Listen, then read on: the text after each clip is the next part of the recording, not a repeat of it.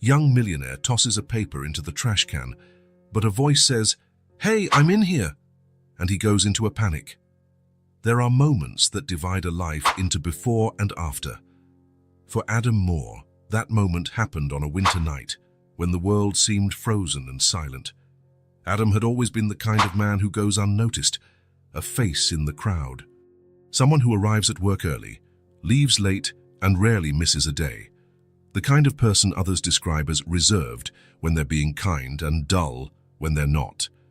His grey suit matched the life he led, organized, predictable, safe. That night, the snow was beginning to fall as he cut through the central square. His steps left temporary marks on the ground that soon disappeared under the white flakes. The place was deserted. Only the streetlights cast yellowish circles against the growing darkness. Adam found a crumpled piece of paper in his pocket, notes from a meeting that no longer mattered. He stopped in front of a public trash can and tossed the paper in.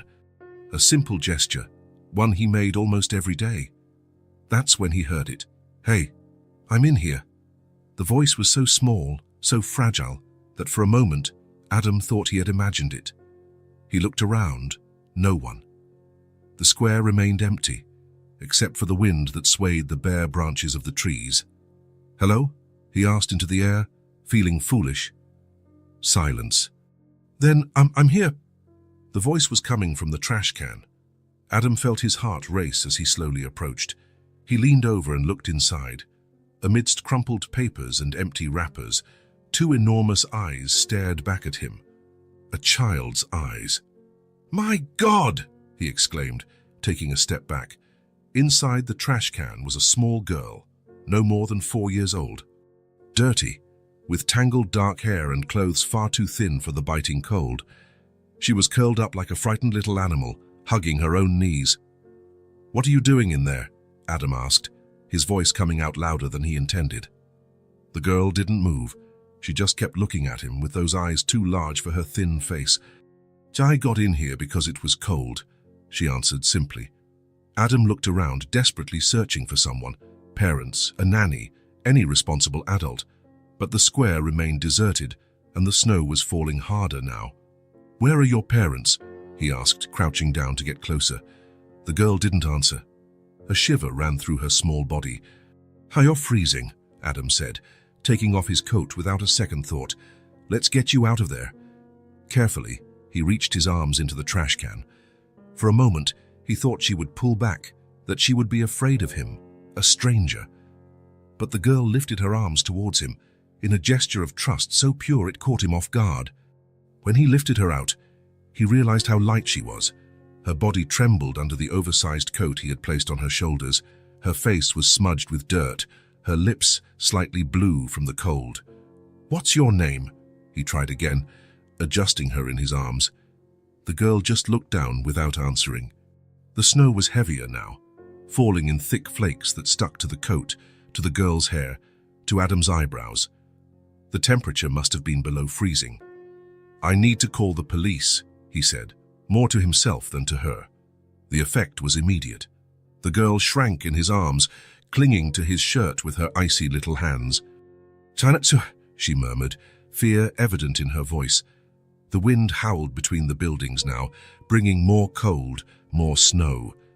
Adam felt the girl shiver against his chest. He took his phone out of his pocket. The correct procedure would be to call the authorities. He had found an abandoned child. This was a matter for the police, for social services. But something in her eyes stopped him from making the call.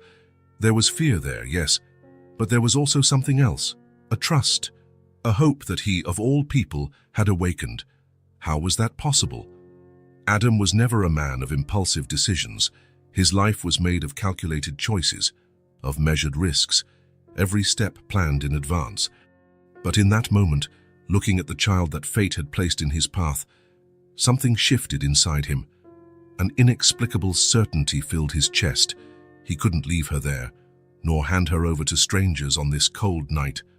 "It's okay," he said softly. "Let's go to my place. You need to get warm." The girl didn't smile, didn't thank him. She just rested her head on his shoulder, as if it were the safest place in the world.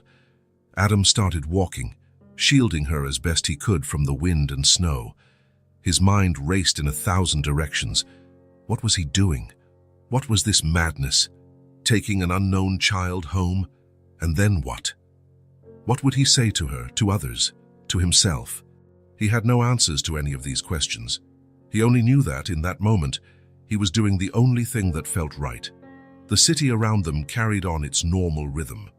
Cars passed occasionally, their headlights cutting through the darkness.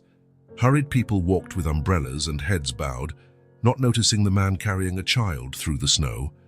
Adam felt the weight of the girl in his arms, not just the physical weight, which was minimal, but the weight of the responsibility he had just taken on, a weight that, strangely, did not crush him. On the contrary, it gave him a purpose he didn't know he needed. "It's going to be okay," he murmured, unsure if he was reassuring the girl or himself. She didn't answer. Her small body had relaxed a bit, though she still shivered occasionally.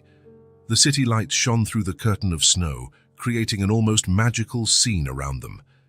Adam kept walking, his steps leaving deep prints in the accumulating snow. He had no idea what he would do next. He didn't know how he would explain this to anyone.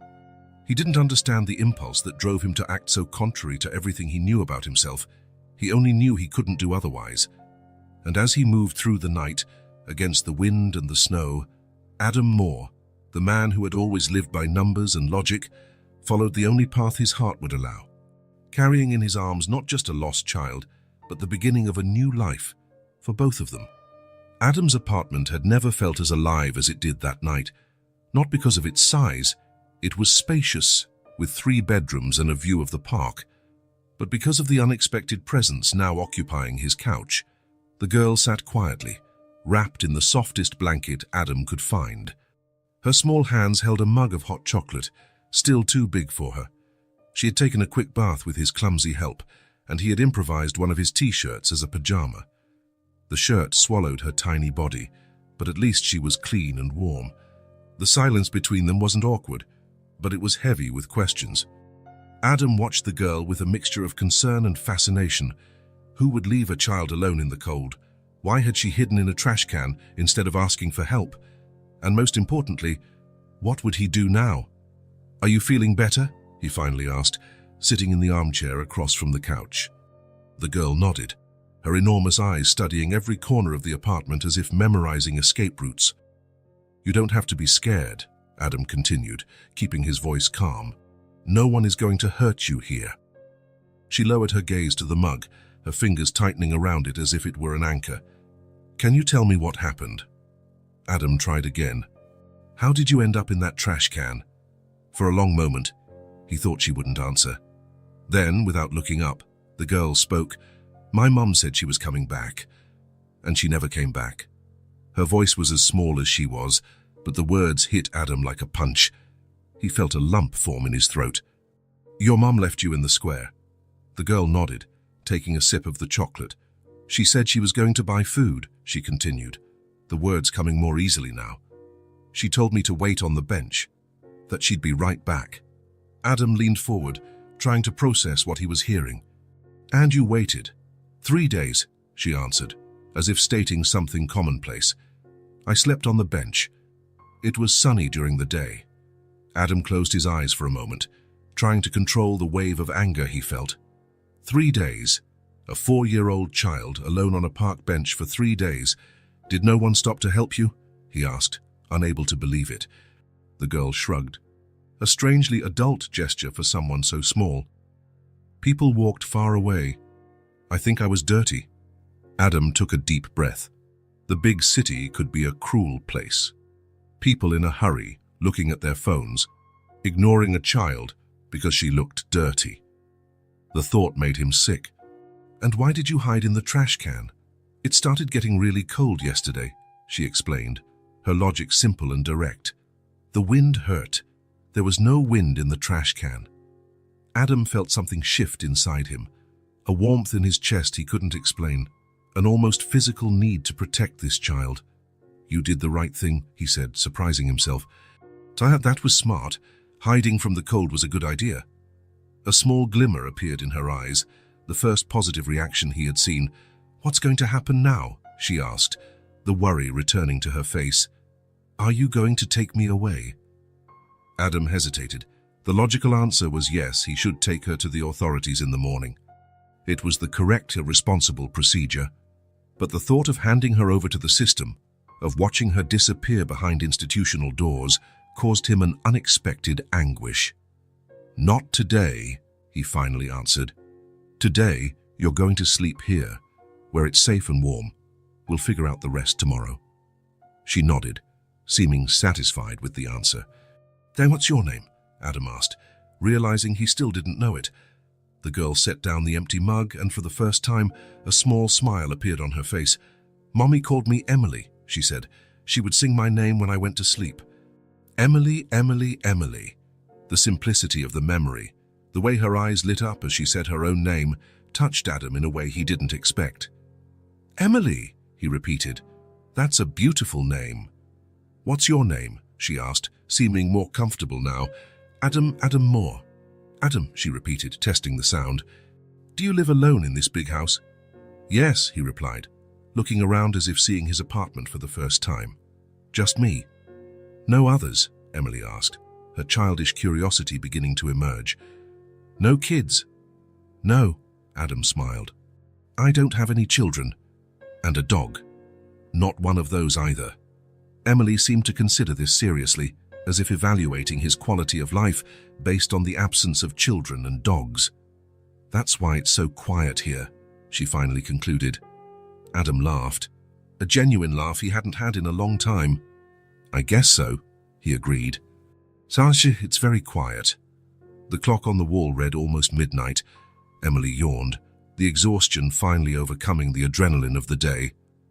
"Let's get a place for you to sleep," Adam said, getting up. His apartment had 3 bedrooms, his, an office, and a guest room he rarely used. "I have a spare room," he explained as they walked down the hall. "You can sleep there." The guest room was simple but clean, a twin bed with a blue comforter, a dresser, and a small desk. The white walls and lack of decoration revealed how little the space was used. "You can sleep in this room," Adam said, turning on the heater to chase away the chill. "Now we'll figure things out later." Emily entered timidly, her eyes scanning every detail of the room as if she couldn't believe it. "Can I really stay here?" she asked, her voice full of surprise. "Yes," Adam confirmed.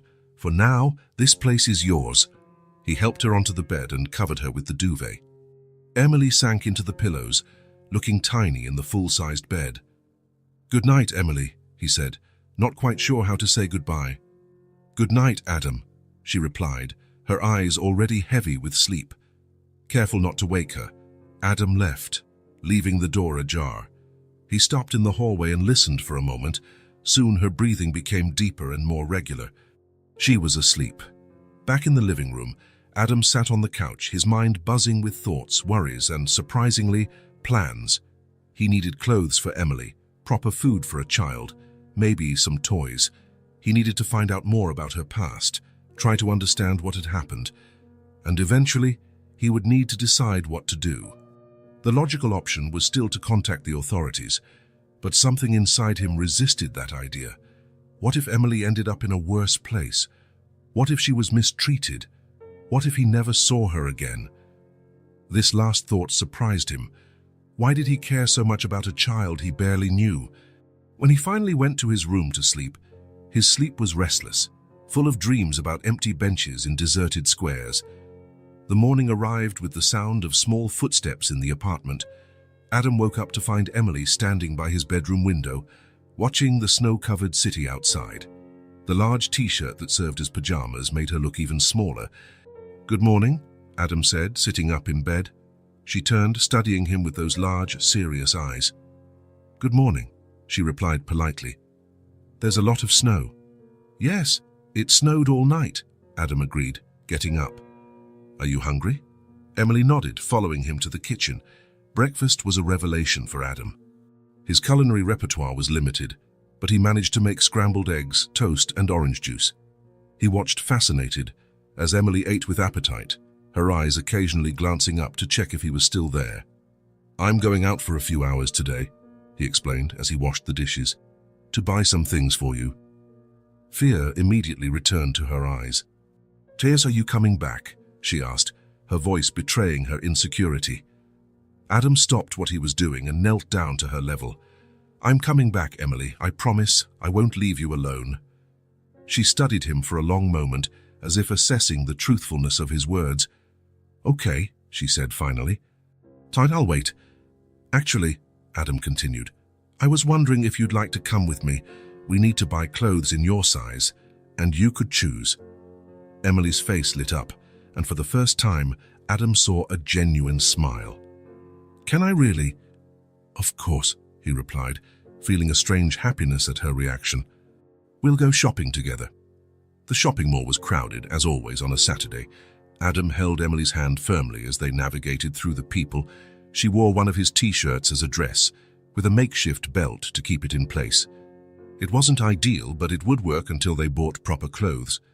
The first stop was a department store. Adam had never been in the children's section before and felt completely lost among the sizes, styles, and colors. "Can I help you?" a saleswoman asked, noticing his discomfort. "We need everything," Adam replied, gesturing to Emily. "Clothes, shoes, pajamas." The saleswoman smiled at Emily, who partially hid behind Adam's leg. "Your daughter is adorable," the woman commented. "How old is she?" Adam hesitated for only a second. 4 years old, he answered, not correcting the misunderstanding. "And yes, we need a lot of things." The next 2 hours were a surreal experience. Adam, who usually bought only the essentials and hated malls, found himself fascinated by Emily's transformation. With each new outfit she tried on, she seemed to gain a little more confidence. A blue dress, in particular, elicited a look of pure joy from her that made Adam's heart ache. "You look beautiful," he said sincerely, as she twirled to show off the dress. Emily smiled, a smile that lit up her entire face. "Can I get it?" she asked timidly. "Of course," Adam replied. "And we'll get a few more things too." When they left the store, they were carrying bags full of clothes, shoes, socks, and even some hair bows. The next stop was a toy store, where Adam let Emily choose a few items. She selected a teddy bear, some coloring books, and after much hesitation, a simple doll. "Are you sure you don't want anything else?" Adam asked, surprised by her modest choices. Emily shook her head, hugging the bear against her chest. "This is enough," she replied. "Thank you." There was a gratitude in her voice that broke Adam's heart. A 4-year-old child shouldn't be so grateful for basic things. On the way back to the apartment, they stopped at a supermarket to buy food. Adam, who usually ate whatever or ordered delivery, now found himself studying labels and looking for healthy options. Emily helped him, pointing to colorful fruits and vegetables. "Do you like apples?" Adam asked. "I love them," Emily replied. "And strawberries too. Then we'll get both." When they finally returned to the apartment, it was late afternoon. Emily was visibly tired, but her eyes shone in a way they hadn't before. Adam took all the shopping bags to the guest room, which for now would serve as Emily's sanctuary. Together, they organized the new clothes in the dresser and placed the toys on the small desk. That night, after a simple dinner, Adam walked Emily to her room. She wore one of the new pajamas, pink with little stars, and seemed more relaxed than before. "Are you okay?" Adam asked, as she settled into bed with her teddy bear. Emily nodded, looking around the room which, though simple, was probably better than many places she had slept before. "Emily," Adam began, choosing his words carefully, "do you know your mum's full name, or where you lived before?" The joy vanished from her face, replaced by a thoughtful expression. "Mummy's name is Chelsea," she replied. "We lived in a lot of places. In people's houses, sometimes in the car." Adam nodded, trying not to show his concern. The situation seemed even more complicated than he had imagined. "And your dad?" Emily shrugged. "I never met him." Adam took a deep breath, feeling the weight of the responsibility he had taken on. "Okay," he said softly. "Don't worry about that now. It's time to sleep." He tucked the covers around her and hesitated, not exactly sure how to say goodbye. "Good night, Emily," he said finally. "Good night, Adam," she replied, her eyes already closing.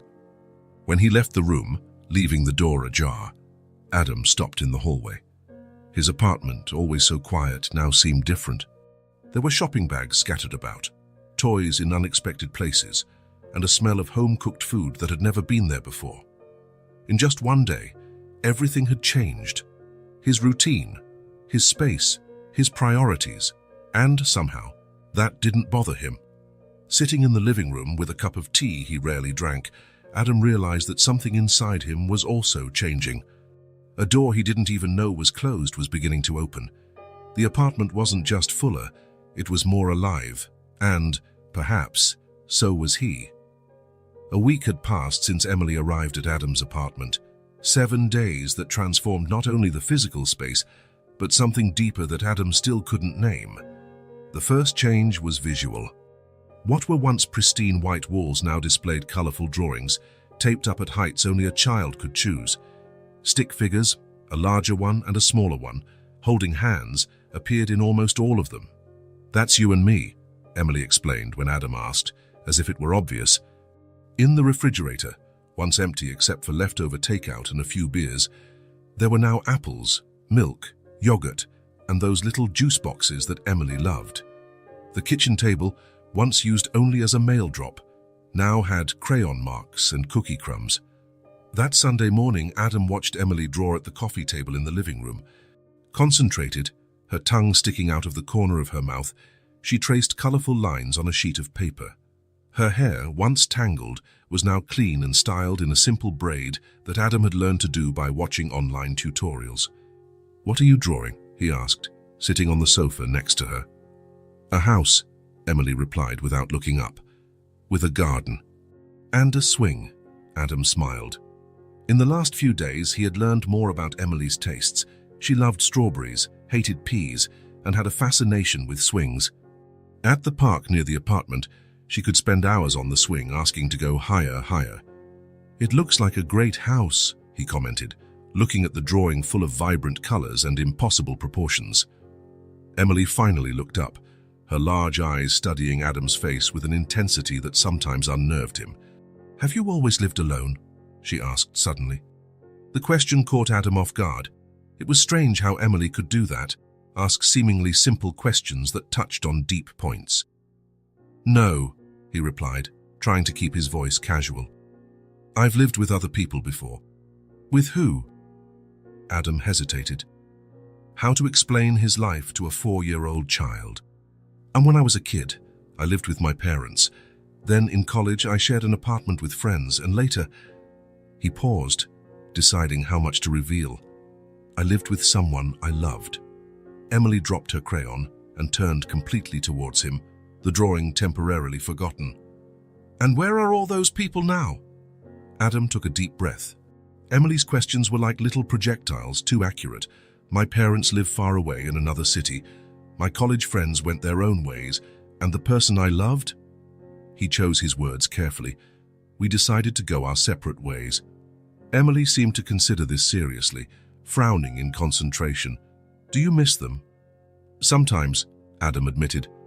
It was easier to be honest with Emily than it would be with an adult. There was no judgment in her eyes, only pure curiosity. "So why do you live alone?" The question hung in the air, simple and devastating. "I thought I liked the silence," he finally replied. "Having my own space, doing things my way." "And do you?" Adam looked around the room. The toys scattered on the floor, the drawings on the walls, Emily's presence filling spaces he didn't even know were empty. "I think I was wrong about the silence," he said, surprised by his own honesty. Emily nodded, as if he had confirmed something she already knew. She returned to her drawing, picking up a red crayon to color the roof of the house. "Your house isn't silent anymore," she commented casually. "No," Adam agreed. "It's not." And he realized, with sudden clarity, that the silence he had always considered a comfort now sounded like loneliness, like a void he hadn't noticed until it was filled. Afternoons with Emily had an almost magical quality. After Adam came home from work, now leaving promptly at 5, to the astonishment of his colleagues, they developed little rituals. Emily would tell him about her day with the nanny Adam had hired, a kind elderly woman named Martha, who took care of her while he was at the office. Then they would prepare dinner together, with Emily on a stool to reach the counter. "So can I cut the tomato?" she asked that night, as Adam prepared spaghetti. "Better not," he replied, giving her a wooden spoon instead. "But you can stir the sauce." Emily accepted the task seriously, stirring the red sauce with total concentration. Adam watched her out of the corner of his eye, amazed at how something so simple could seem so significant now. Dinner was always full of questions. Emily seemed to have an endless supply of them. Why is the sky blue? How do birds know where to fly? Where does the water go when we flush the toilet? Adam tried to answer as best he could, sometimes needing to look things up on his phone to be sure. Emily listened attentively, absorbing information like a sponge. After dinner, there was the bath ritual, which inevitably ended with more water outside the tub than in it, and then the moment to brush their teeth side by side in the bathroom. Adam never imagined that watching a small child try to brush her own teeth could be so endearing. Bedtime was special. Although Adam had no children's books, he began to invent stories for Emily. Stories about brave princesses, friendly dragons, and children who discovered magical worlds. Emily listened, mesmerized, her eyes struggling to stay open until the end. "One more story," she always asked. "Tomorrow," Adam would reply, tucking the covers around her. "Now it's time to sleep." When he closed the bedroom door, leaving it ajar as Emily preferred, Adam felt something strange in his chest, a mixture of protection, affection, and fear. Fear of not doing enough. Fear that someone would come for her. Fear of what life would be like if she left. On a Wednesday evening, while washing the dinner dishes, Adam heard a noise in the living room. He found Emily standing on a chair she had dragged to the wall, trying to tape up another drawing. "Hey, be careful," he said, rushing to help her. "You could fall." "I want to put it higher," Emily explained, "to make a sky." Adam lifted her by the waist, allowing her to stick the drawing at the desired height. "What is it?" he asked, looking at the tangle of blue lines and colorful dots. "It's us looking at the stars," Emily replied. "You said you would take me to see real stars one day." Adam smiled, remembering the promise made casually days before. Emily forgot nothing. "And I will," he confirmed, "when the weather gets better." He put her back on the floor and watched as she ran to get another drawing. The wall was becoming completely covered, an explosion of colors and shapes that was transforming the minimalist apartment into something entirely new. Later, sitting on the couch watching an animated movie, Emily rested her head on Adam's arm, a simple, almost unnoticed gesture. But for Adam, it represented something profound. Trust. He looked at the girl that fate had placed in his path, her dark hair falling over her face, her attentive eyes fixed on the television, her little legs dangling in the air. When he had found her, she was dirty, scared, suspicious. Now, just 2 weeks later, she leaned against him as if it were the most natural thing in the world. The bond between them was growing, without fanfare, without grand declarations. Just small moments, simple questions, shared routines, like roots that deepened silently beneath the earth. Adam realized he could no longer imagine the apartment without Emily's drawings on the walls, without her toys scattered about, without her impossible questions, without her. The house had life now, and, for the first time in a long time, so did he. The night fell silently over the city. The moon, almost full, cast soft shadows through Adam's apartment. It was almost 2 in the morning when he finally fell asleep, exhausted after a particularly intense day at work. Sleep came quickly and deeply, without dreams, until a sound tore him from unconsciousness. A muffled scream, followed by hurried footsteps in the hallway. Adam opened his eyes, disoriented for a moment. The bedroom door creaked open, letting in a beam of light from the hallway. "Adam?" Emily's voice was small and trembling. He sat up in bed, turning on the bedside lamp. Emily stood in the doorway, her tiny body shaking.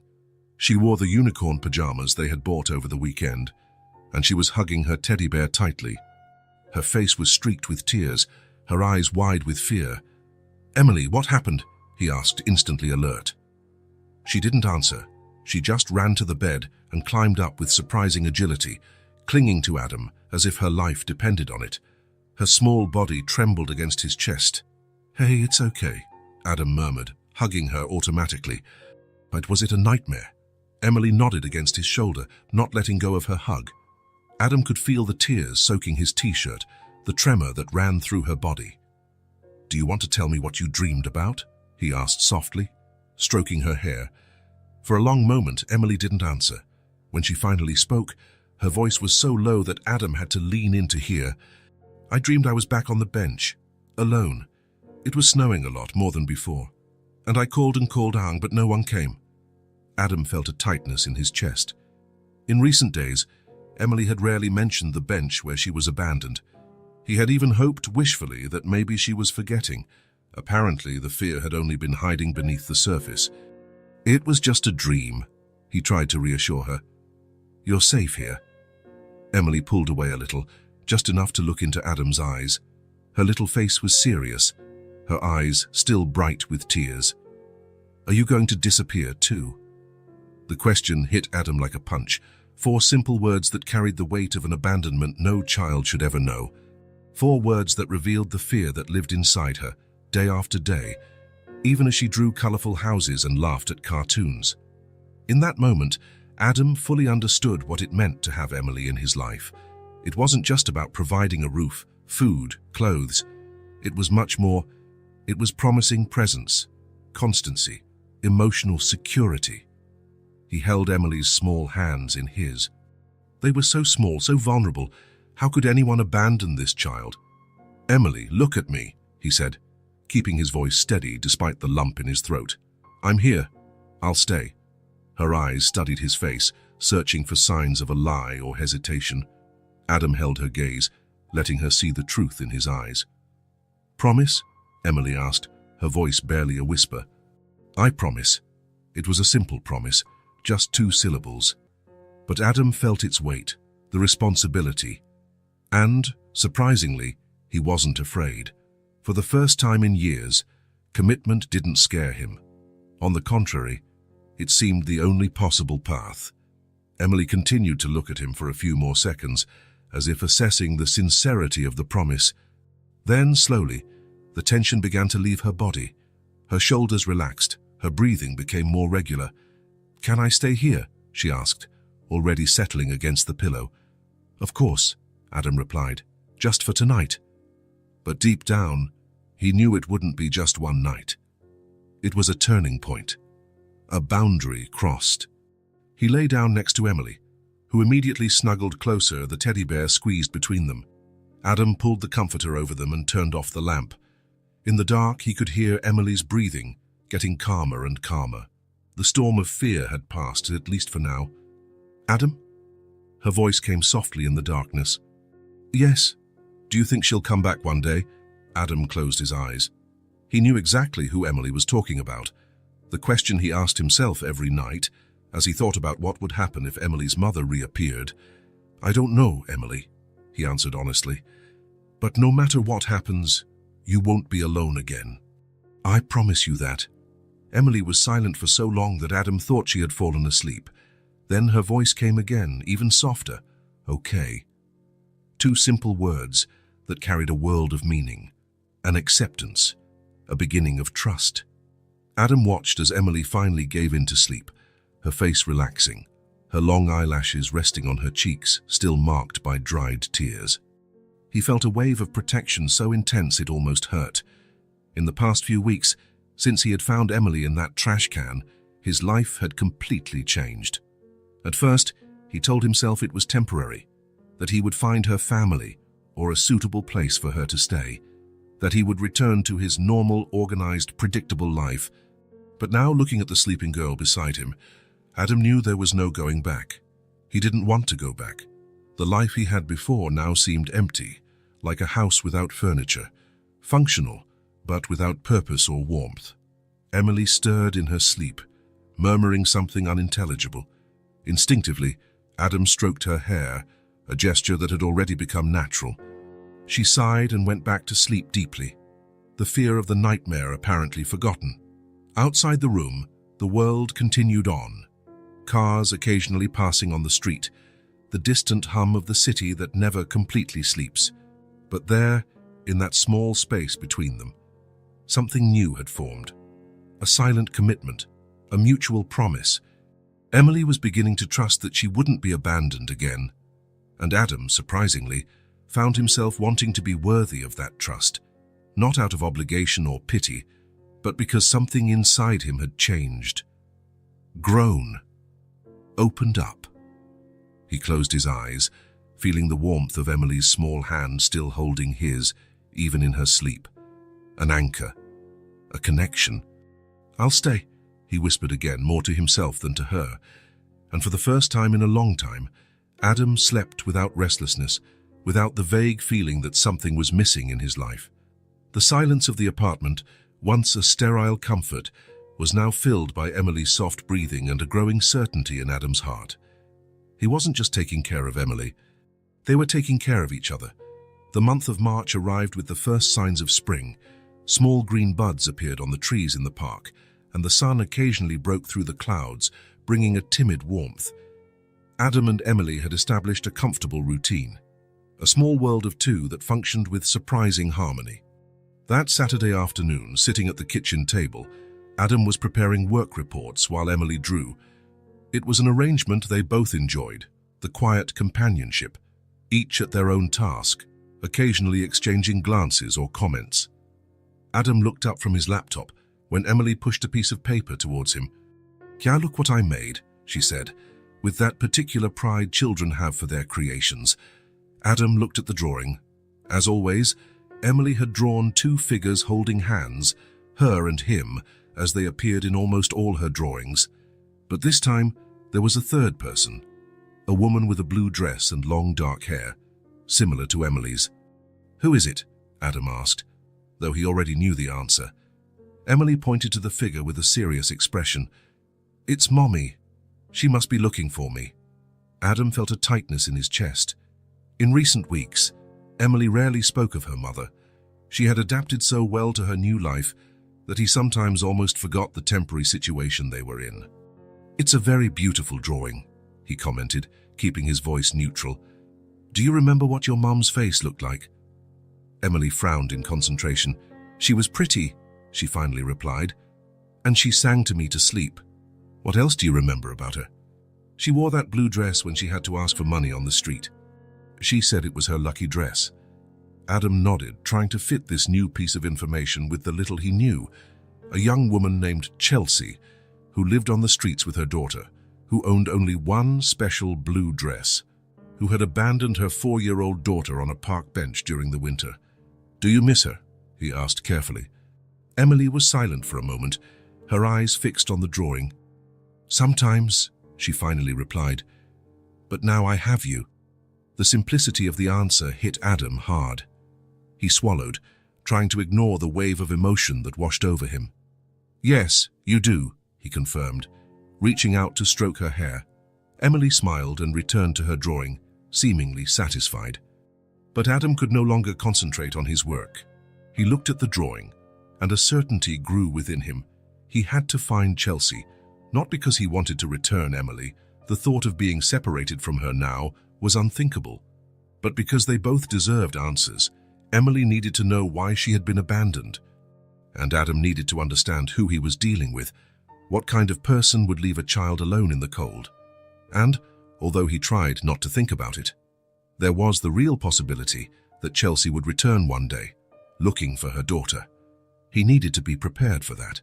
When Emily finally fell asleep that night, Adam sat in the living room with his laptop. He didn't know where to start. He had only a first name, Chelsea, and the knowledge that she and Emily had lived on the streets, sometimes sleeping in a car. He started by searching for homeless shelters in the city. There were dozens, some specific to women with children. He made a list, planning to visit each one. He also looked for support groups, social assistance organizations, soup kitchens, any place where homeless people might seek help. It would be a discreet search. He didn't want to involve the authorities, at least not yet. The fear of losing Emily to the foster care system was still very real. Adam closed his laptop past midnight, rubbing his tired eyes. It would be a difficult, possibly futile search, but he had to try. For Emily, and also for himself. The following days brought more clues about Emily's past, little stories that emerged at the most unexpected moments. During her bath, as Adam shampooed her hair, she commented casually, "Mommy and I used to take baths in the mall bathrooms sometimes." She said it was an adventure. At the park, watching a young couple with a baby, "Mommy said I was the best gift she ever got, but sometimes she cried at night when she thought I was asleep." At bedtime, as Adam tucked her in, "We used to sleep in the car when it rained. It was small, but Mommy would make a fort with blankets." Each revelation was like a piece of a puzzle. Adam collected them mentally, trying to form a picture of the life Emily had before. A life of deprivation, certainly, of cold and hunger, but also, apparently, of love. The idea confused him.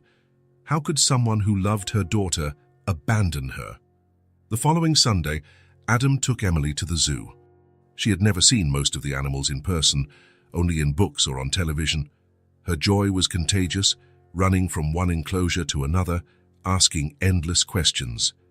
Do lions sleep in beds? Do giraffes get sore necks?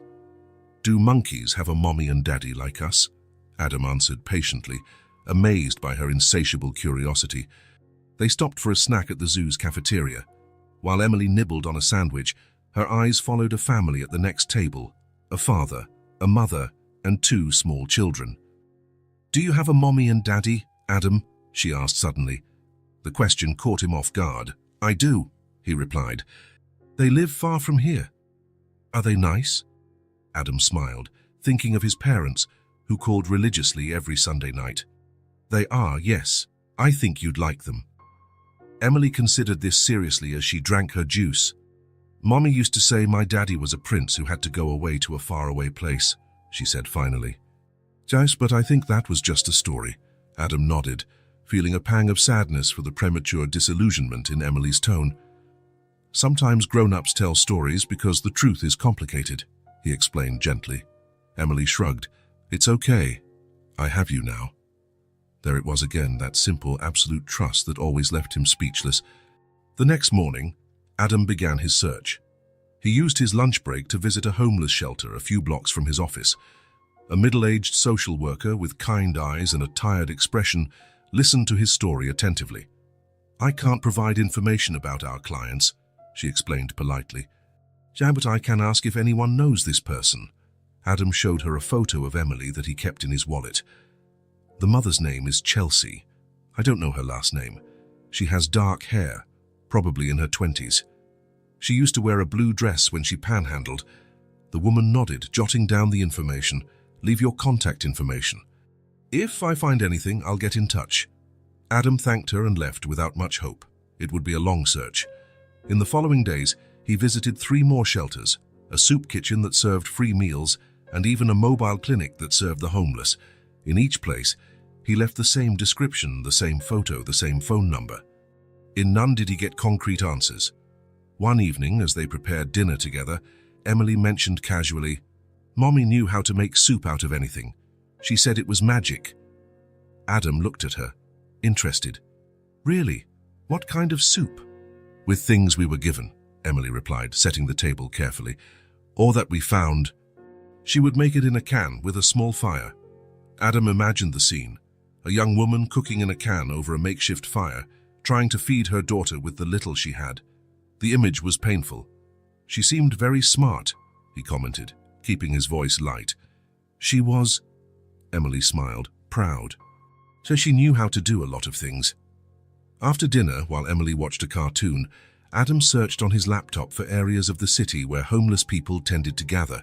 There were a few known spots, under specific bridges, near certain overpasses, in certain parks. He made a new list, planning to visit each of these places in the coming days. As he closed his laptop, his eyes fell on the drawing Emily had made. The 3 figures holding hands, the woman in the blue dress. It was now taped to the refrigerator, among so many other drawings. Who was this woman really?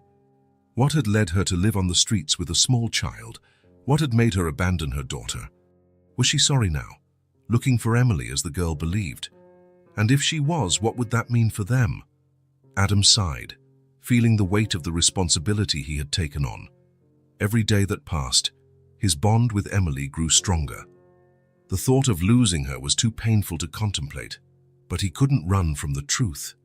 Emily had a mother, a history before him, and he needed to find out what it was. The next morning, before leaving for work, Adam looked at Emily eating her breakfast. She was smiling, swinging her little legs under the chair, telling him about a dream she'd had about pink elephants. "I have to work late today," Adam said, hating the small lie. "Martha will stay with you until I get back." Emily nodded, used to the routine with the nanny. "Okay, we're going to make cookies today." Adam smiled and kissed the top of her head. "Save some for me." Leaving the apartment, he felt his determination grow. He would visit the first place on the list today, and he would keep searching until he found answers. For Emily, who deserved to know the truth about her past, and for himself, who needed to understand the future that awaited them. A silent search, without promises, without stated expectations.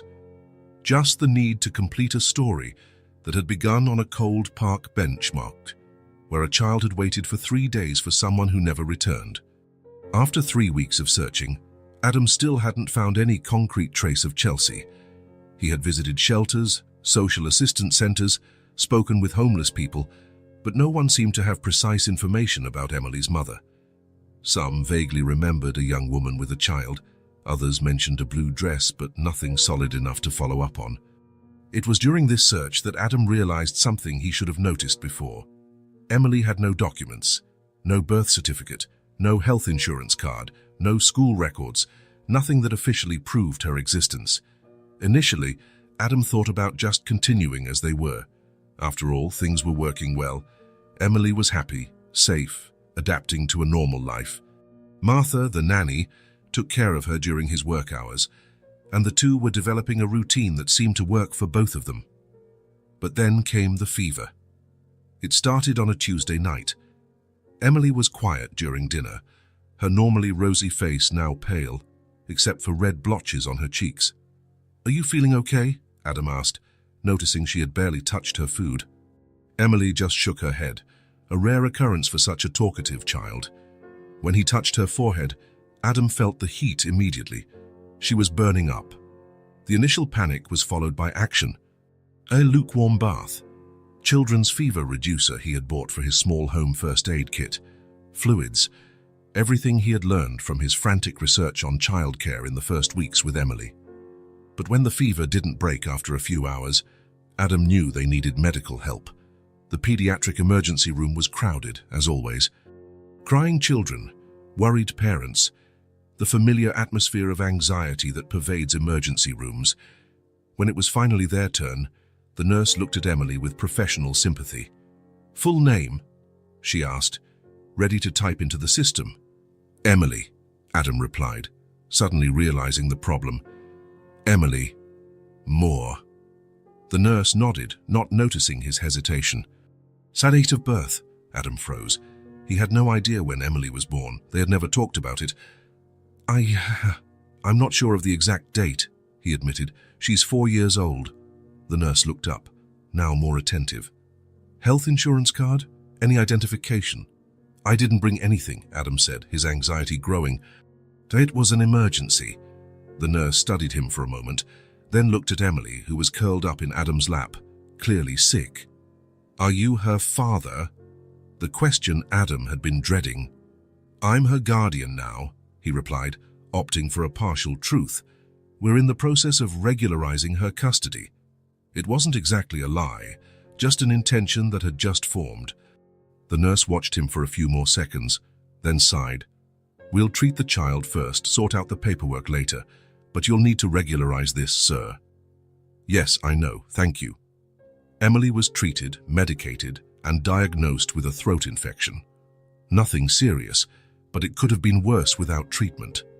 When they returned home, with Emily finally sleeping thanks to the medication, Adam sat in the living room with a clarity he hadn't felt before. Emily needed to exist officially, She needed documents, records, a place in the system that would protect her. The next morning, after leaving Emily with Martha, Adam didn't go to the office. Instead, he drove to the courthouse, determined to start the legal process. The building was imposing, cold, full of identical corridors and closed doors. Adam felt small there, lost among signs and confusing directions. He finally found the Family and Children's Division. A middle-aged woman with glasses on the tip of her nose listened to his story with an impenetrable expression. "Let me get this straight," she said when Adam finished. "You found an abandoned child, and instead of contacting the authorities, you just took her home." Said like that, it sounded terrible, criminal even. "I know I should have followed procedures," Adam admitted, "but she was so scared. And now we've formed a family. I want to do the right thing, legalize everything." The woman peered at him over her glasses. "Mr. Moore, children aren't stray cats that you can just adopt. There are laws, procedures. I understand. That's why I'm here." The standard procedure would be to refer the minor to Child Protective Services. She would be in the custody of the state while they search for relatives, and only then, if no one claims her, would she enter the adoption queue. Adam's stomach sank.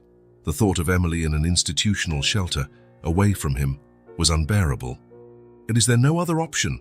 We've been together for almost 2 months. She trusts me. She's happy." The woman sighed, seeming momentarily more human. "There's the possibility of provisional guardianship while the case is investigated, but we would need a social worker's report, a psychological evaluation, proof of income, a fixed residence." "I have all of that," Adam interrupted, hope growing. "I can bring all the documents tomorrow. And the child will need to be registered. Without a birth certificate, nothing can be done." "How do I do that if I don't know when she was born? Or even her mother's last name?" "There's a procedure for delayed birth registration. It's complex but possible." Adam nodded, feeling a determination grow within him. "I'll do whatever it takes." He left the courthouse with a list of documents, Forms OS, and a stack of papers to fill out. The bureaucracy was daunting, the deadlines long, the guarantees non-existent. But as he drove back home to Emily, Adam felt a certainty he hadn't had before. This was the right thing to do, the necessary thing, the inevitable thing. When he arrived at the apartment, he found Emily already better, drawing at the living room table while Martha prepared lunch. Her face lit up when she saw Adam. "You're back early," she exclaimed, running to hug him. Adam picked her up, feeling the comforting warmth of her little body, the trust with which she nestled against him. "Yes, I'm back," he replied, kissing the top of her head. "I had to take care of some important things." "What things?" Adam smiled, pulling away to look into her eyes. "Things about you, Emily. About making you exist for the whole world." She frowned, confused. "But I already exist." Adam laughed softly. "Yes, you do. But the world doesn't know it yet, and it's time to officially introduce you." As Emily returned to her drawings, satisfied with the explanation, Adam looked at the stack of documents in his folder. The road would be long, difficult, full of obstacles, but he was determined. "If the world has never seen Emily," he muttered to himself, "then the world is going to have to meet her now." While the legal processes moved at their slow pace, Adam and Emily's life gained its own rhythm. April arrived with warmer days and bluer skies. The city bloomed in color after the harsh winter, and the same seemed to be happening inside the apartment that was now truly a home. Sunday mornings became sacred. Adam, who used to spend weekends sleeping in or working, now woke up early with an excitement he had never experienced before. The Sunday pancake ritual began by chance when Emily mentioned she had never had one. What do you mean, you've never had pancakes?" Adam asked, shocked by the revelation. Emily shrugged. In that way she did when talking about her past life. "Mommy didn't know how to make them, and we didn't go to restaurants." That same morning, Adam improvised a recipe he had seen online. The first attempts were disastrous. Pancakes raw on the inside, burnt on the outside, some so thin they looked like paper. Emily watched everything with fascination, sitting on a stool by the counter, her chin resting in her hands. "It's okay if it's not good," she consoled, seeing Adam's frustration. "We can have cereal." but Adam was determined. On the third try, he produced something that resembled a real pancake. He served it to Emily with butter and maple syrup, watching anxiously as she took the first bite. Her eyes widened, and a slow smile spread across her face. "This is the best thing I've ever eaten in my life," she declared, with the solemnity that only children can employ to describe sweets. From that day on, pancakes became a tradition. Adam perfected the recipe, experimented with variations, with fruit, chocolate, cinnamon. Emily helped mix the batter, her face concentrated, her tongue peeking out of the corner of her mouth as she stirred with all the strength of her little arms. "Stir faster," Adam encouraged, laughing at her enthusiasm. "I'm stirring as fast as I can," she would reply, determined. The kitchen always ended up a mess: flour on the floor, drops of batter on the counter, syrup sticking in unlikely places. But the sound of laughter and the sweet smell that filled the apartment were worth every minute of cleanup afterward. The visit to the library began as a necessity. Emily was growing intellectually every day, her curiosity insatiable, her questions increasingly complex. The few children's books Adam had bought were no longer enough.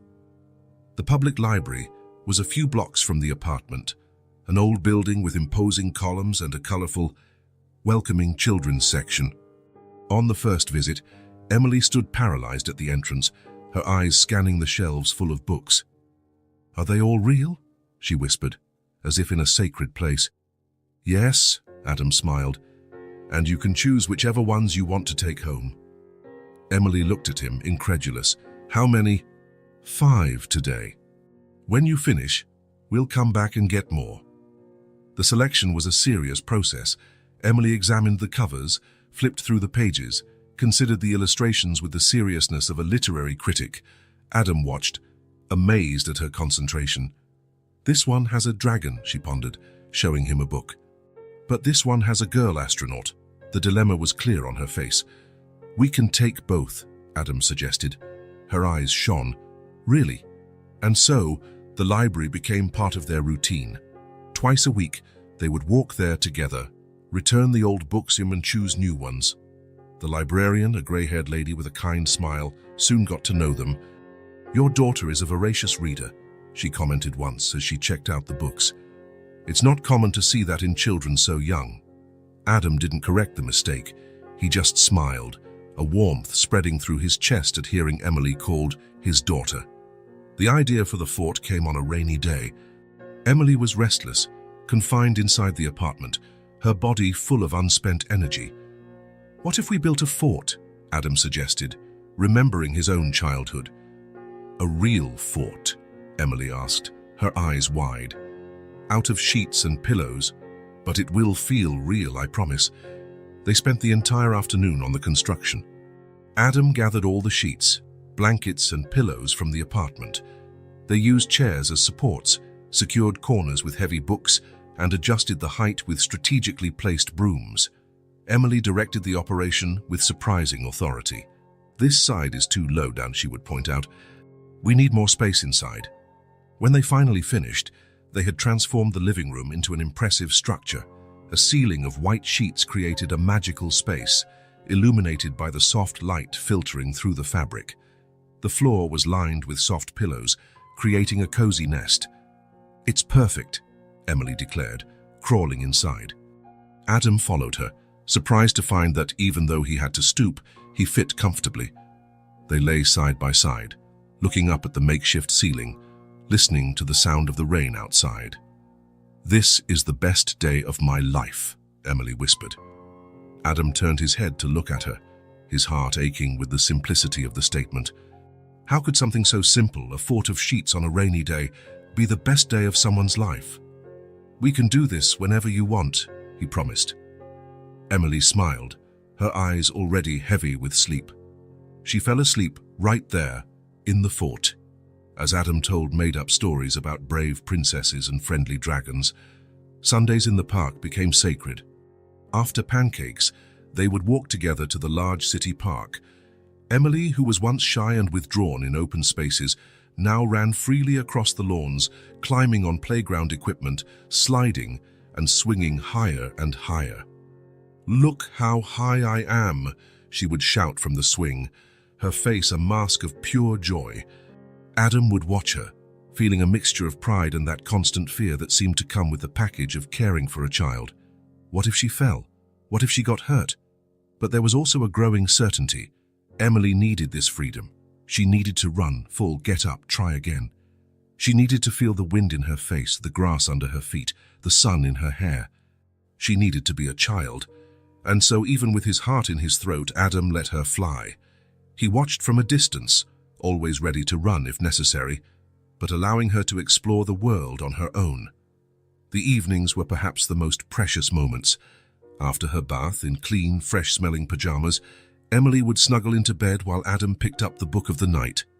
"What chapter are we on today?" she would ask, though she knew exactly where they had left off. Adam would sit on the edge of the bed, open the book, and begin to read. His voice would change for each character, deep for the bear, high for the squirrel, mysterious for the narrator. Emily would listen, mesmerized, her eyes following the illustrations, occasionally asking questions or making predictions about what would happen next. Sometimes, she would fall asleep before the end of the chapter, her body gradually relaxing, her breathing becoming deeper. Adam would continue reading for a few more minutes, just for the pleasure of watching her sleep peacefully, safely at peace. In those moments, when the apartment was silent except for the soft sound of Emily's breathing, Adam felt a clarity he had never experienced before. This wasn't temporary. It wasn't just taking care of an abandoned child until something better came along. This was life. These were real days, true moments, memories being built, brick by brick. As he closed the book and turned off the light, leaving only the small star-shaped nightlight that Emily had insisted on buying, Adam finally understood.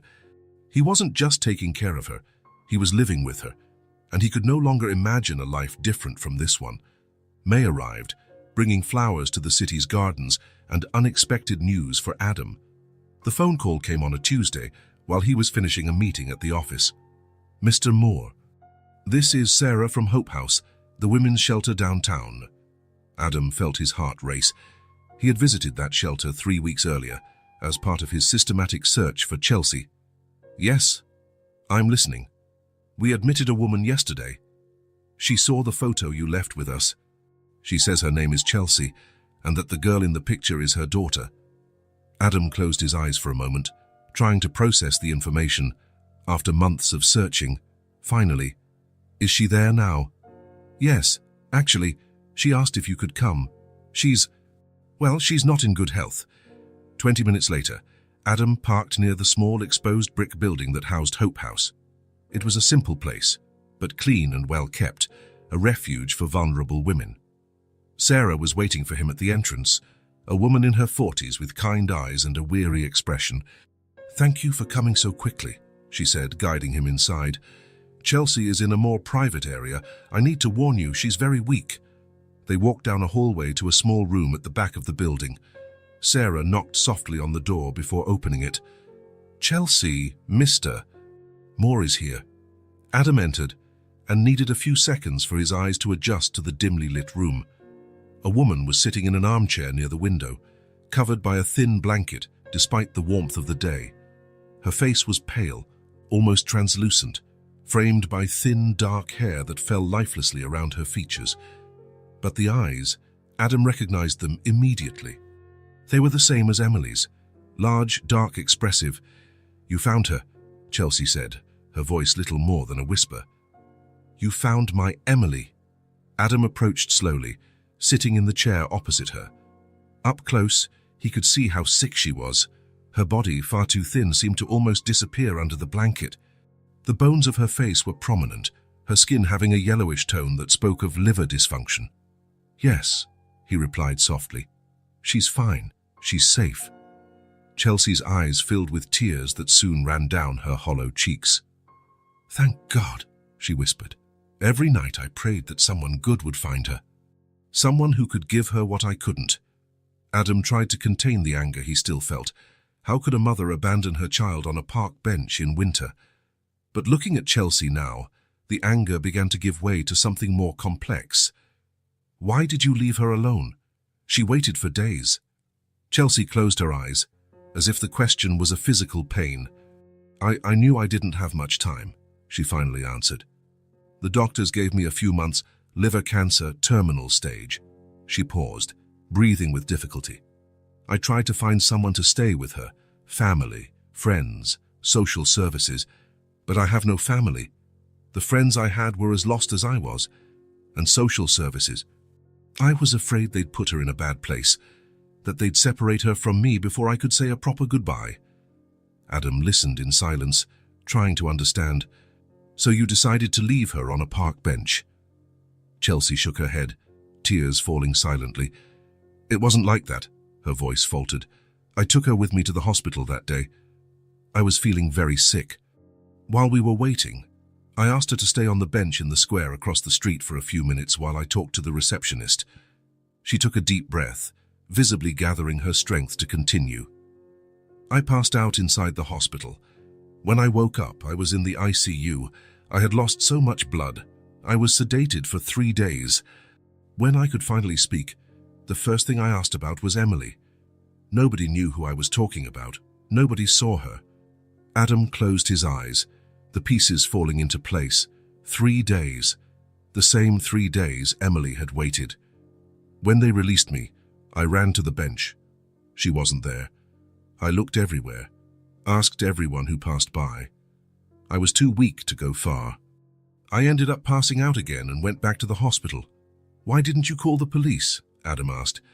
A sad smile appeared on Chelsea's chapped lips. People like me avoid the police, Mr. Moore.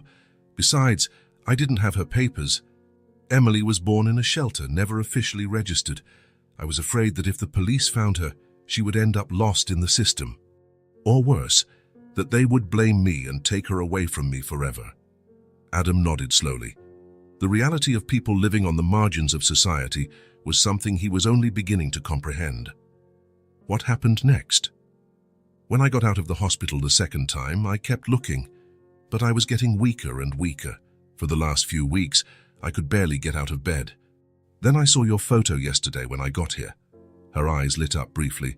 She's so beautiful. She looks happy. She is happy, Adam confirmed. She's an incredible child. Chelsea smiled, a genuine smile that for a moment broke through the mask of illness, revealing the young mother she must have been. How did you find her? In a trash can, Adam answered honestly. She said she was protecting herself from the cold. Chelsea closed her eyes, the pain evident on her face. She was always smart. Even so little, she knew how to take care of herself. She opened her eyes again, now intense, fixed on Adam. Did you take good care of her? With everything I have, Adam replied, without hesitation. Does she ask about me? Adam hesitated. Sometimes. She draws you. She believes you're looking for her. Fresh tears streamed down Chelsea's face. I left her because I knew I wouldn't last, but I loved her with everything I had. Her voice was almost a whisper now. Please, don't bring her here. I don't want her to see me like this. Just promise me she'll be happy. I promise, Adam said, surprised by the firmness in his own voice. Chelsea seemed to relax at the promise. Slowly, with trembling hands, she opened a small bag that was beside her and took out 2 objects, an envelope and a small box. Now this is for Emily, she said, handing them to Adam. The necklace was hers when she was a baby. It belonged to my grandmother, the only valuable thing I have. Adam opened the box. Inside was a small silver necklace with a star-shaped pendant. Simple, delicate, perfectly suited for a child. And the letter. It explains everything. Why I left her, how much I loved her. Chelsea gripped Adam's hand with surprising strength. Give it to her. When the time is right, don't tell her I was weak. Tell her I left her with love. Adam nodded, carefully placing the items in his pocket. How much time? He began, not knowing how to phrase the question. Give us a few weeks, maybe less, Chelsea replied, understanding the unasked question. It's okay. Now that I know she's safe, I can go in peace. They talked for a while longer.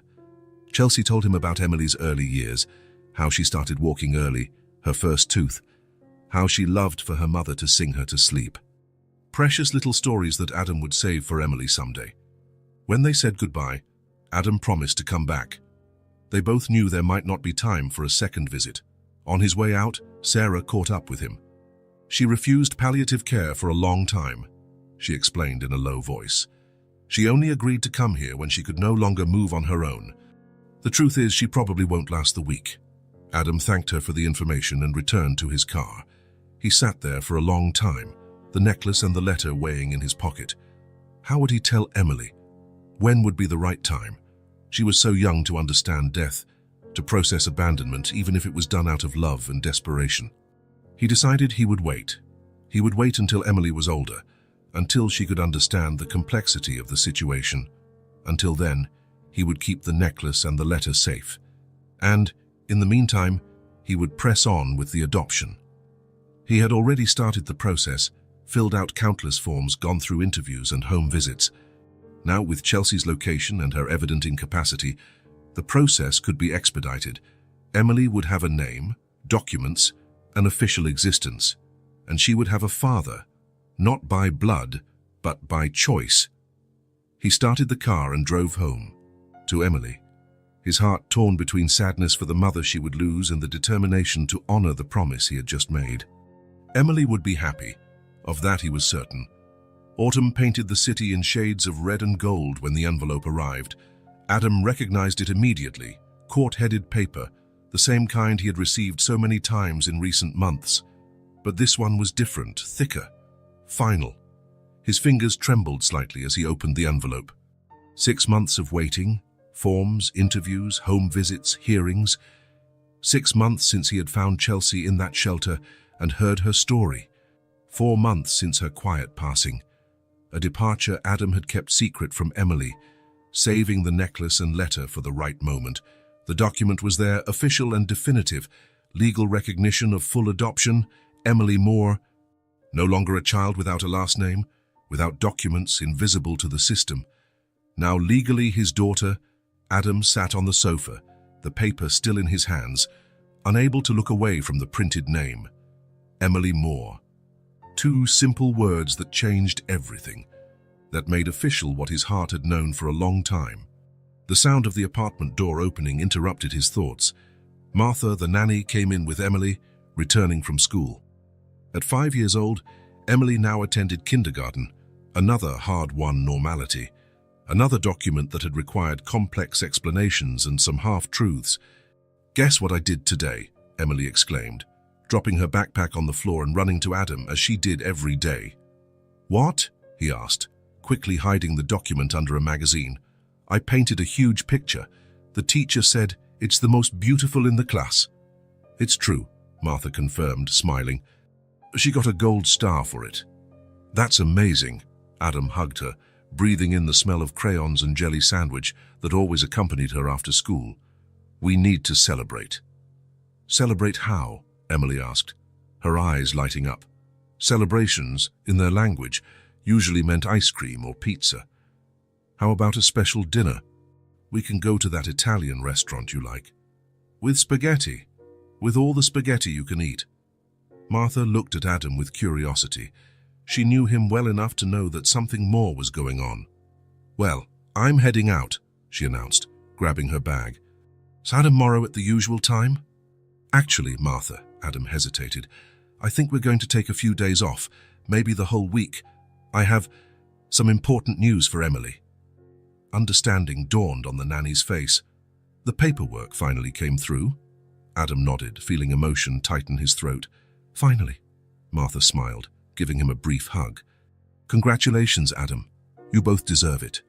After she left, Emily looked at Adam with her head tilted. "What paperwork? Is it a surprise?" Adam knelt to her level, his hands gently holding her small shoulders.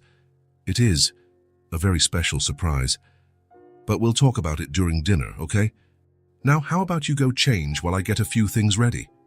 Emily agreed, running to her room. No longer the guest room, but truly her space, with walls painted a soft yellow, children's furniture, and shelves full of books and toys. Alone, Adam picked up the phone and made a quick call. He had been planning this moment for weeks, waiting only for the official confirmation. The Italian restaurant was just a few blocks from the apartment. It was a familiar place, with checkered tablecloths and an elderly owner who always made a point of personally greeting regular customers. "Signor Moore, Signorina Emily," Paolo exclaimed as he saw them enter. "Your special table is ready." Emily looked around, surprised. Their usual table was different, a special tablecloth, flowers in the center, even a small candle. "Why is it special today?" she asked as she sat down. "Because today is a very important day," Adam replied, trying to control the nervousness in his voice. After Paolo left with their orders, spaghetti and meatballs for Emily, lasagna for Adam, the moment he had been waiting for arrived. "Emily," he began, "do you remember when we started trying to get your documents so you could go to school and the doctor?" She nodded, licking her lips in anticipation of the dessert that would surely come after dinner. "I remember. You said I needed to exist on paper, not just for real." "Exactly. And do you remember that for that to happen, we needed a judge to say that I'm your dad?" Emily frowned slightly. "But you're already my dad." Adam felt his heart swell at those simple words. "Yes, in the ways that matter, I already am. But now..." He took the envelope from his coat pocket and opened it. "Now it's official. For everyone." He placed the document on the table, turning it so Emily could see.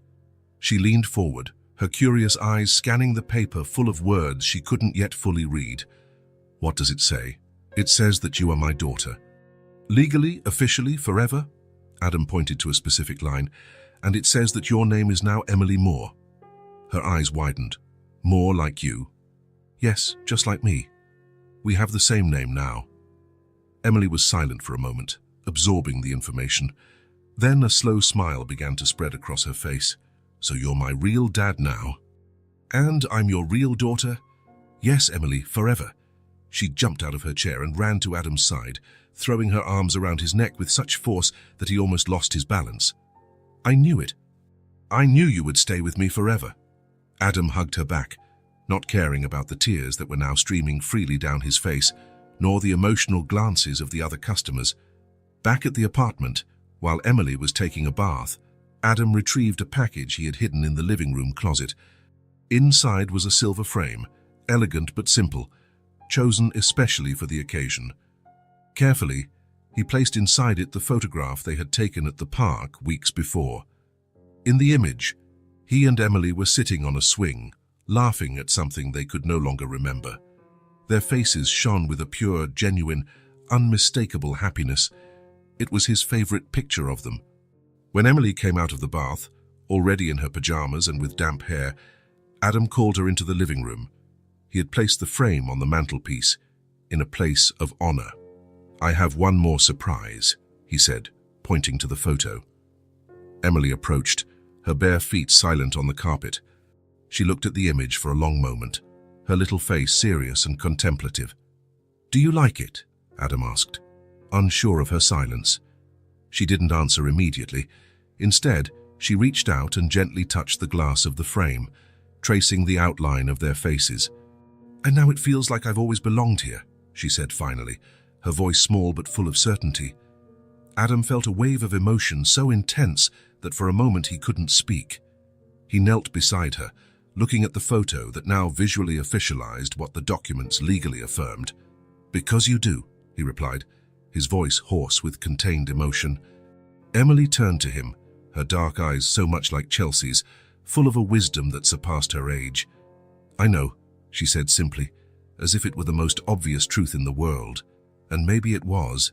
Maybe, despite all the documents, hearings, and official stamps, the truth had always been there since that cold night when their paths crossed. Maybe Emily had always been a part of him, even before they met. A missing piece in his life, fitting perfectly into the empty space he didn't even know existed. That night, as he tucked Emily into bed, Emily Moore, his daughter, Adam felt a peace he had never experienced before. A sense of completeness, of purpose fulfilled. "Good night, Emily Moore," he said, testing the full name, savoring how right it sounded. "Good night, Daddy," she replied, already half asleep. Daddy, no longer Adam. The transition had happened naturally, without discussion or planning, just like everything in their journey together. Returning to the living room, Adam stopped again in front of the framed photo. Two smiling faces, two lives intertwined by chance, fate or some greater force he didn't dare to name. A family, now also on paper, but mainly, irrefutably, in the heart. A year had passed since the judge signed the papers, making official what their hearts already knew. A year of firsts. The first day of school, the first birthday party with friends, the first visit from grandparents who traveled to meet the granddaughter who won their hearts in minutes. The apartment had changed too. It was no longer the meticulously organized space of a single man, nor the temporary chaos of the first months of adjustment. It was a home, with photos on the walls, drawings on the fridge, and an ever-growing collection of children's books on the living room shelf. The mornings had a routine they both cherished. Adam would wake up first, preparing breakfast while Emily still slept. Pancakes on Sundays, cereal on weekdays, eggs on Fridays. Small rituals that brought structure and security. "Emily, time to get up," Adam would call, knocking gently on the yellow bedroom door. Invariably, she would ask for just 5 more minutes, before appearing in the kitchen with disheveled hair and a face still marked by the pillow. The walk to school was a 10-minute journey they both valued. Emily would tell him about her dreams from the previous night, or share elaborate theories about why the sky is blue or how fish breathe underwater. At the school gate, Adam would kneel for one last hug. "Have a great day, Emily Moore." "You too, Daddy Moore," she would reply with a smile, before running off to join her friends. Adam would watch for a moment before heading to the office, where pictures of her decorated his desk, prompting questions and smiles from colleagues who still marveled at the transformation of the once reserved Adam Moore. The evenings were their favorite time. After dinner and a bath came the sacred ritual of reading. Emily, already in bed, would choose the book of the night while Adam settled beside her. "It's time for bed," said the farmer. Adam would read, his voice changing for each farm animal to Emily's delight. Sometimes she would fall asleep in the middle of the story.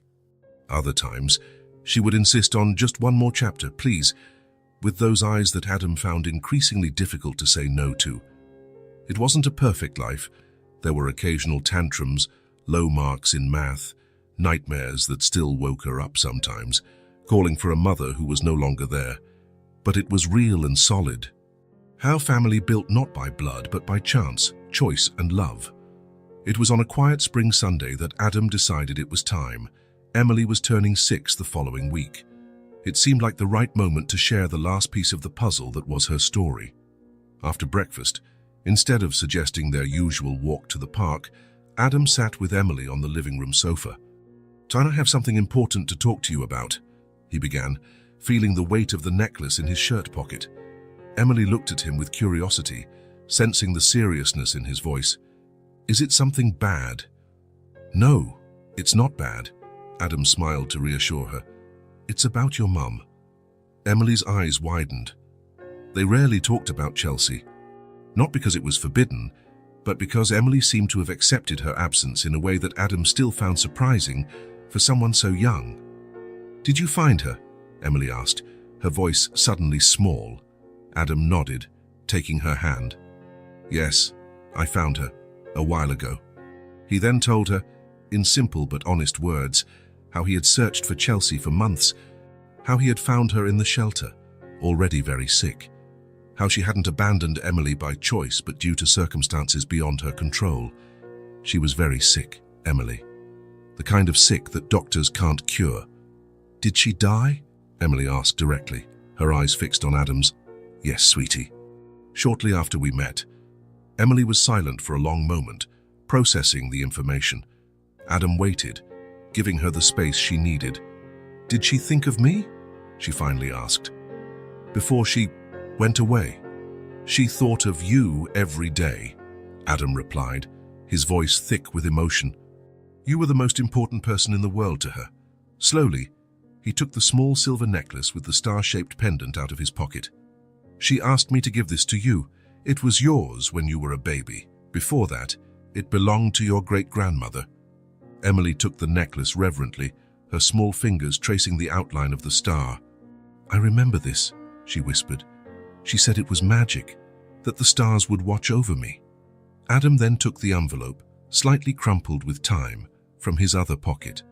She also wrote this letter for you. Do you want me to read it? Emily nodded, moving closer to Adam as he carefully opened the envelope. The letter was simple, written in a trembling hand. It spoke of unconditional love, of dreams for Emily's future, of regrets and hopes. It explained, in gentle words, why she had to leave her on that bench, trusting that the universe would take better care of her than she ever could. When Adam finished reading, they both had tears in their eyes. Emily held the necklace against her chest, as if wanting to keep it as close to her heart as possible. She wanted me to be happy, Emily said, her voice choked but firm. More than anything in the world, Adam confirmed. Emily looked at the necklace, then at Adam, her eyes shining with tears. She loved me, and you love me too. Now I have two hearts with me. Adam felt his own heart expand in his chest, filled with a love so immense it seemed impossible to contain.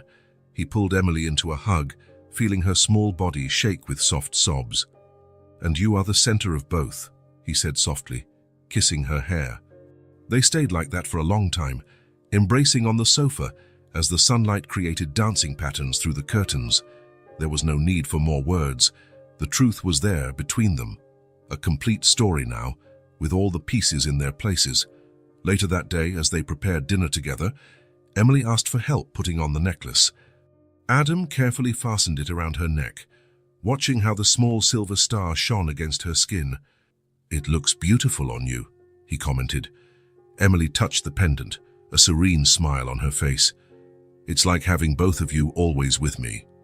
At night, after the usual story, when Adam stood up to leave the room, Emily held his hand. Thank you for finding me, Daddy, she said simply. Adam felt his throat tighten with emotion.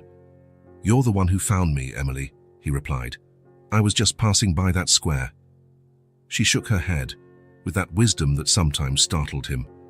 No, we found each other. It was meant to be.